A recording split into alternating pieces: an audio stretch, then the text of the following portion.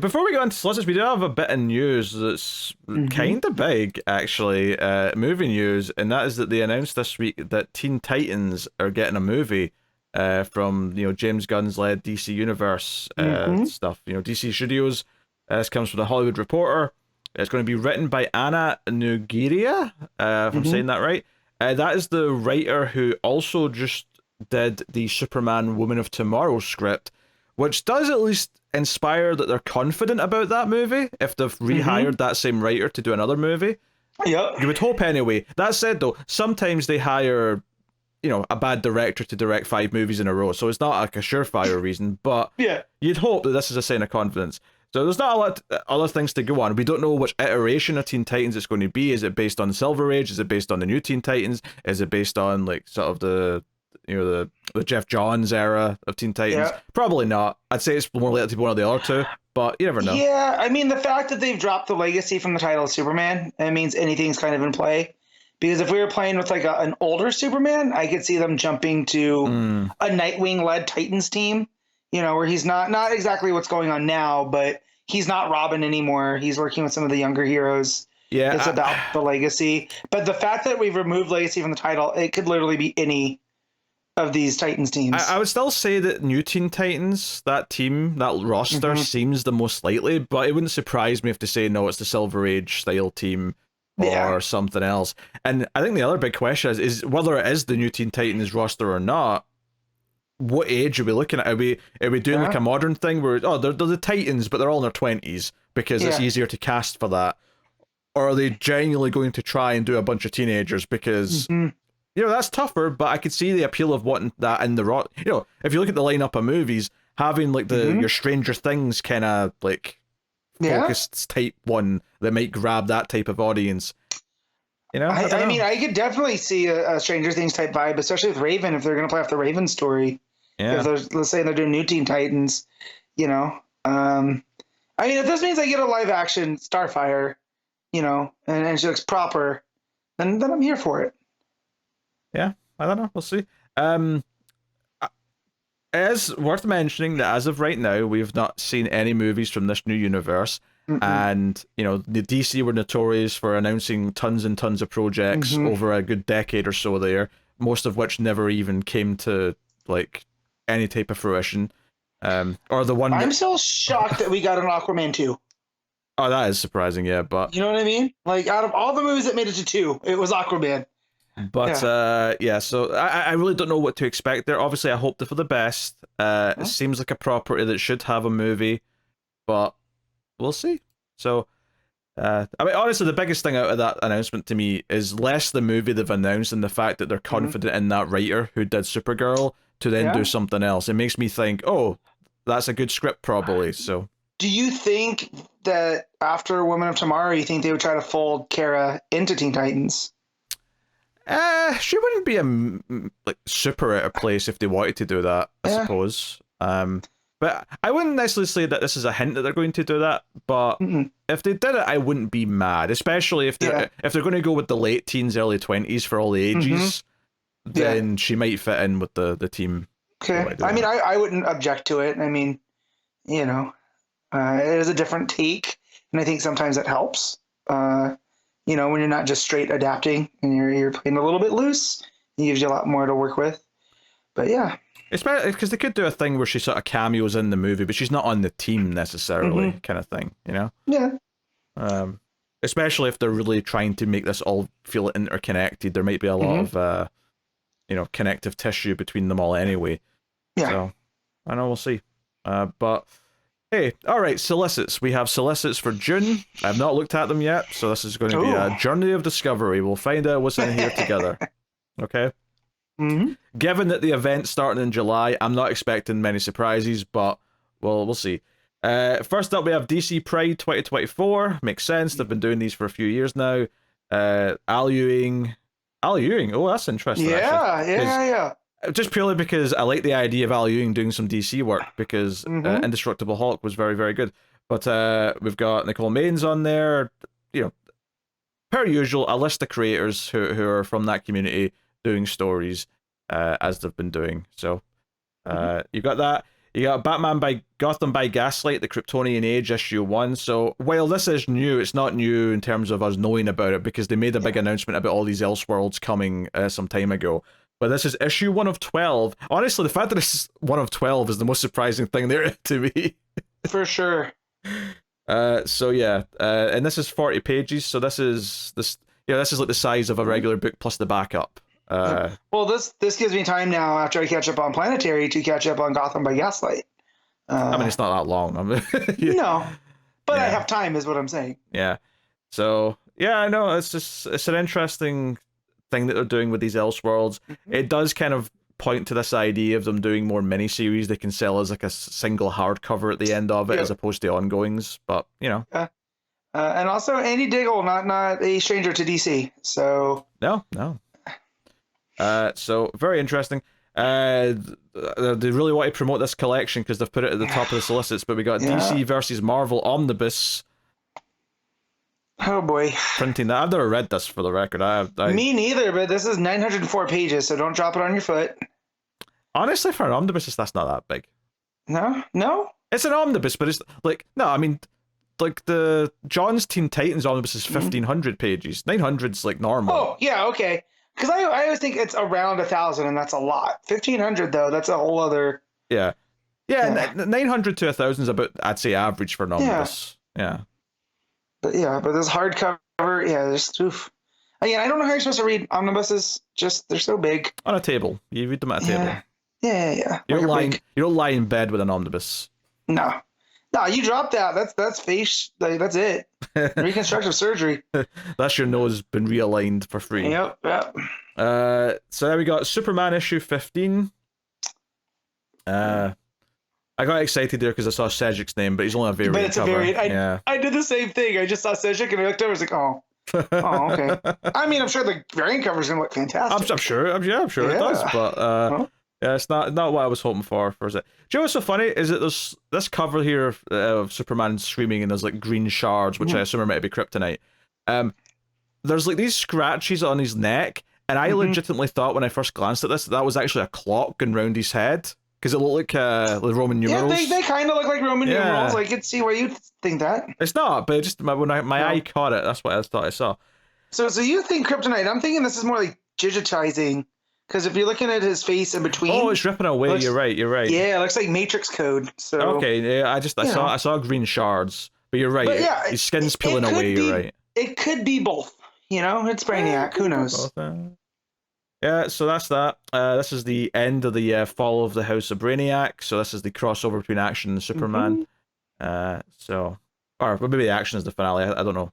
Probably is Action. But then we got Zatanna bringing down the House issue 1. This was announced, obviously, in the recent weeks. This is issue 1 of 5. A Zatanna Black Label book written by Mariko Tamaki. Sign me up. I like Tamaki. Yes. Yep, I like Zatanna, but you know. Yeah. Two great tastes that go great together. Would you look at that? Gotham by Gaslight issue 1 facsimile edition to go with the new Elseworld coming out. It's like they know what they're doing. Yeah. Is there an issue 2? I thought it was just like a one shot. I don't know. I thought it was a series, but maybe they did a couple of them. I mean, the paperback is really tiny, so if there is a second issue, it's only like 2 or maybe 3 at most. It's not a thick book at all. Yeah. We got DC versus Marvel, the Amalgam Age Omnibus. Yo, 11-year-old me thought this was the coolest thing ever. Me now, not so much. Yeah, this is where like they mixed all the like so there's Bat Wolverine or whatever he's called. Yes. Same as Dark Claw. Yeah, the Dark Claw. You've got Storm mixed with Wonder Woman, Captain America mixed with Superman, which honestly is the most obvious combo they could have done out of the whole bunch. Yeah, Super Soldier. Yeah. Yeah. So, hey, there you go. We have DC Pride, a celebration of Rachel Pollack, issue 1. Oh, that's cool. What's this? This is a 96-page one-shot. So they're not a Pride one-shot. Very cool. You got DC Pride Uncovered, issue 1.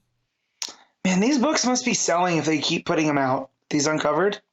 Oh, yeah. Because Uncovered, I mean, they're just collections of covers, right? That's all they are. Yeah. But they must be selling because this is like the 3rd or 4th that I've seen. Because I know you get Harley, you get Ivy, now you're getting this one. I think the fact that they're doing like 3 or 4 Pride specials tells me one of two things. Either there's people in the company who really want to promote that stuff, or the queer community is showing up and buying them when they do them, and that's why they're expanding upon it versus previous years. Either's good. The latter's probably slightly better of the two, or maybe both are true. It could equally be both. But... Yeah, one feeds into the other. Like as long as there's interest, they'll have people working on them. You know? Very neat. And there are 4 weeks in that month, so theoretically they could roll out, something each week. Yeah, I think they've got 3 in total, so yeah, they could spread those out quite happily. We got Harley Quinn issue 41. It's a nice cover. I like that. It looks, It's I mean, it doesn't look necessarily quite like it, but it's definitely veering towards the animated series in terms of design. Yeah. We got Poison Ivy 23. We have still not the last issue, so let's keep going. We got Suicide Squad Dream Team issue 4, so that's going still. We got Outsiders issue 8. Is that what's I'm seeing? I'm seeing like a Jonah Hex thing, but with a woman, which would make you think Jenny Hex. Hex, yeah. But Jenny Hex doesn't have like a face, like the Jonah Hex face. No, but what they could be doing is like a legacy thing, right? To where they're showing Jonah Hex and then his progeny down the line, Jenny Hex. Yeah, she looks older than Jenny Hex. But it is guest starring Jenny. Like, I would almost, if it wasn't for the fact that Jenny Hex exists, I would guess that's like Kate's face that's been mixed with Jonah Hex for like whatever thematic reason they'd be doing that for. But I don't know. But it does say guest starring Young Justice's Jenny Hex, so yeah, I mean it probably is just her then. But the art's just making her look a bit older than I feel like she's supposed to be. But, yeah, I am excited for this. Jonah Hex is something that is a massive blind spot. So when those characters show up, I get excited. We got Batman 148. We're still cashing in those chips because it's Zarsky. This is Dark Prison's finale, so we'll see how that wraps up. Oh, Batman 149. We're getting 2 Batmans. Oh no. Yep. I know this is Dark Prison's epilogue. Okay. I guess they're basically just doing like it's almost like it was just an annual, but it's just the next number for June. So fair enough, I guess. We got Detective Comics 1086 with a nice cover, creepy cover with all these bats with like, but it's like teeth. Yeah, like smiles. Yeah. It's a Joker Batman smiles. I do not like it. Yeah. So yeah, I'm curious to see what Ram V does with Joker in his run, given that he's been largely absent up until now. We have Nightwing 115, obviously the next part of Fallen Grayson, the final arc in Taylor's Nightwing. So that's confirmed now. So be exciting to see where that goes. We got Batman and Robin issue 10. We have Batman the Brave and the Bold issue 14, which has got stories by Tim Seeley, Mark Russell, and Joshua Hale. Oh, Fialkov. Yeah.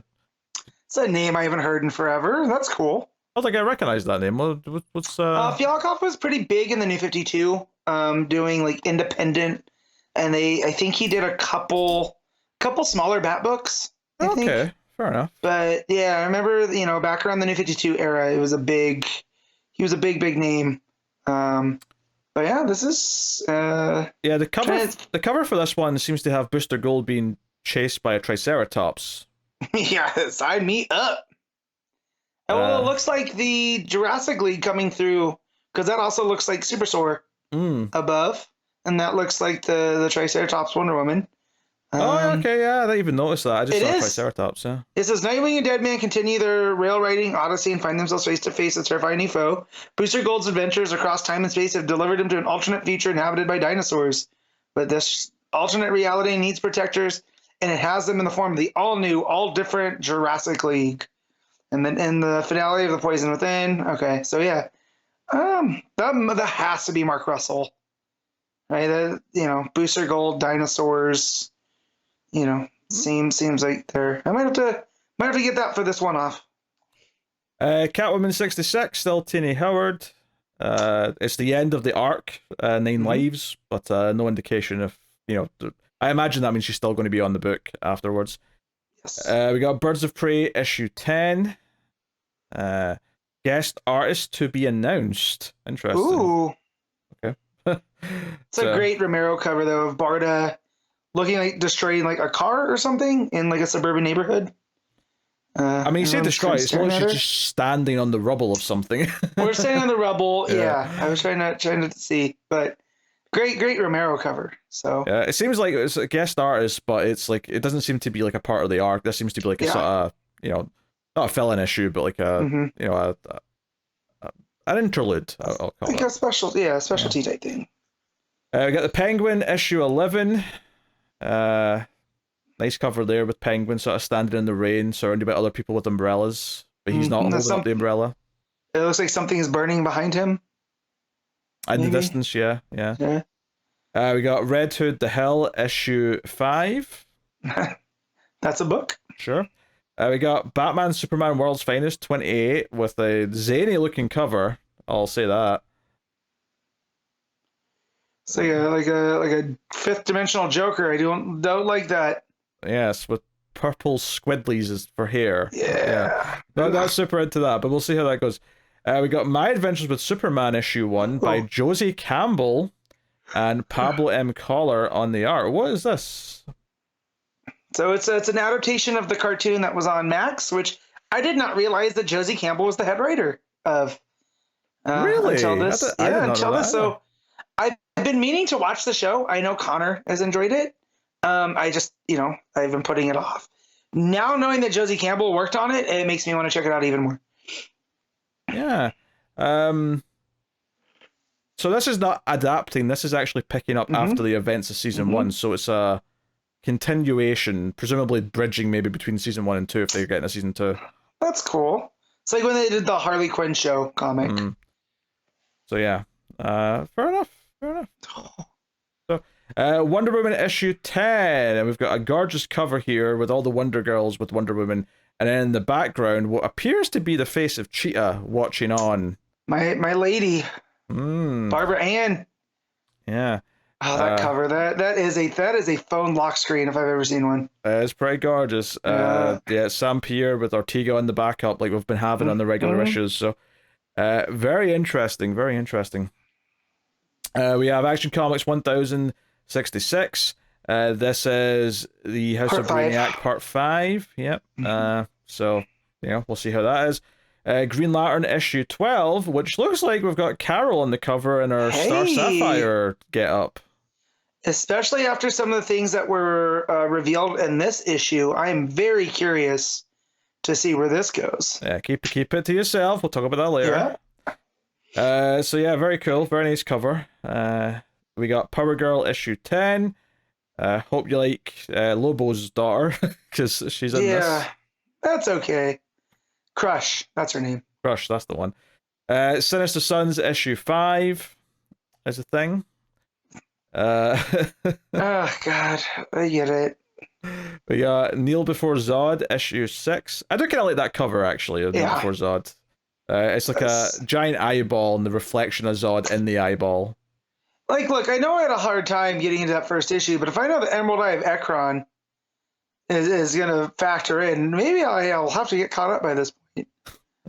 You're such a nerd, man. If I know the Emerald Eye of Ekron's involved, I have to get into it. Yeah, it's one of those things that was just, it was very weird during 52, and then into Wade's Legion type stuff. And it's just one of these things that, I'm very interested in. Now, I say a lot of things. Depending when this week comes out, I'm probably not going to read it. That's fair, yeah. You got the Flash issue 10. Spurrier's run continues. Ramon Perez on the art, though, so not the usual artist on that one. We got Titans issue 12. So that's a curious cover. Everything's at kind of weird angles, but it looks like there's Trigon eyes on everybody. So that makes sense. Yeah. I forgot Lucas Meyer was taking over the art on Titans. Yeah, that was the last month in the Solicits. I followed him on Twitter, and he's the one that I got the news broken from about the Titan show. Oh, okay. 'Cause he put up a celebratory, poster style art. So seems like he really enjoys those characters. So I'm so happy he's doing the book. Yeah, you mean movie because the show already happened. That's what I meant. The show, the movie. Yes. Green Arrow issue 13. I mean, this is for you, Matt. It I'm is. taking no part of it. Agent of Amanda Waller. Look what I get to look forward to. What have I done? We got Green Lantern War Journal issue 10. Also a pretty interesting looking cover. So interesting to see how all these Green Lantern things are coming together based on what we've read this week. Blue Beetle issue 10. Got that. You got Shazam issue 12. Very nice. It's a very more is like, hard edged jaw on Shazam there on the cover. Yeah. Very good. We got Justice Society of America issue 11, allegedly. Maybe. Coming in June. Not a lot of description there. It's a very short sentence, but Batman 89 Echoes issue 4. It looks like Batman Beyond in that universe, judging by the cover. We got The Boy Wonder issue 2. We got John Constantine Hellblazer Dead in America issue 6. We got The Strange Case of Harleen and Harley. Oh, so it's a YA. It's a young adult book. Yeah, I was gonna say, I remember this. Primer issue 4, Batman and Robin and Howard issue 4, The Batman Scooby-Doo Mysteries issue 6, Scooby-Doo Where Are You 128, Mad Magazine issue 1 facsimile. Even Mad Magazine's getting facsimile editions. Yeah. We got Crisis on Infinite Earths issue 3 facsimile edition. And then we got Batman and Robin and Howard Summer Breakdown, which is a full graphic novel. So, very good. And then I forget the collections, which I've got here. I'll just run through these quickly. Batman and Robin Volume 1, Father and Son, softcover. Blue Beetle Volume 1, Scarab War. Okay. Green Lantern War Journal Volume 1, Contagion, softcover. Fire and Ice, Welcome to Smallville, softcover. Poison Ivy Volume 3, Morning Sickness. Nice little pun there. That is hardcover and softcover. We've never said that before, have they, in the Solicits? No. That's a new thing. Because normally they do the hardcover first and then months and months later they'll do the softcover. But this just says available in both. Interesting. That is new. There's a $7 difference in between them, so... Which makes sense. You expect the hardcover to cost more. Yeah. But, I mean, having them out on the same day, that's a little bit weird. It gives people the choice. Same with Detective. Detective Volume 3. Is it possible they already did the hardcover solicitations ages ago and they're just including them with the softcover? Yeah, maybe. That makes sense. That does make sense. Yeah, maybe that's what they're doing here. Maybe they're just including the previous hardcover version with the softcover announcement. I don't know. But yeah, Detective Volume 3, Gotham Nocturne Act 2. Obviously Ram V's run. Superman Lost softcover. Batman Wayne Family Adventures Volume 5. Nightwing Year 1 20th Anniversary Deluxe Edition. Interesting. Okay. That's the Chuck Dixon stuff. Very good. And then we got 100 Bullets Brother Lono Deluxe Edition. We got Robin Tim Drake Compendium 1. So this is Chuck Dixon and Co.'s run on Robin in a big, ridiculously sized softcover. I like an omnibus. A softcover that's the size of an omnibus, less so because the spine just gets creased to hell. Yeah. But, yeah, it's 1,000+ pages. So, there's that. Absolute Metropolitan Volume 1, which is a reprint because it's happened before, but this is the new edition. That's 500+ pages. Batman by Paul Dini Omnibus, new edition, so that's a reprint. So that's very interesting. This is his Detective run and Streets of Gotham. So very nice. And then we got Batman versus Robin softcover. We got Batman Detective Volume 1 softcover. No, okay. Well, if they're just announcing the softcover from Volume 1 and Volume 2, which is next, then presumably this whole hardcover and softcover at the same time thing is a new thing. This is so weird. Yeah. So the soft covers for Volume 1 and 2 are here in Solicits, as is the soft cover for Volume 3, along with the hardcover. So that's interesting. We got Batman Superman World's Finest Volume 3 Elementary softcover. Detective Comics 1000, the deluxe edition, new edition. Okay, fair enough. Yep. Poison Ivy Volume 2 softcover. Just a softcover, yeah. Nightwing Volume 5, Time of the Titans. This has got both softcover and hardcover on the solicits. Swamp Thing by Nancy A. Collins Omnibus, new edition. I didn't realize this already had an edition. But this is Swamp Thing 110 to 139, some annuals and other little tie-ins. So this is that before Alan Moore or after Alan Moore? Probably after. I'm not sure, because it says Swamp Thing 110 to 139. I can't remember for the life of me what numbers Alan Moore's run was, but I'm going to assume this is after, but I'm only guessing. So, okay. There you go. That's Solicits. That wraps everything up. A couple of interesting things there in the collections, but that'll do it.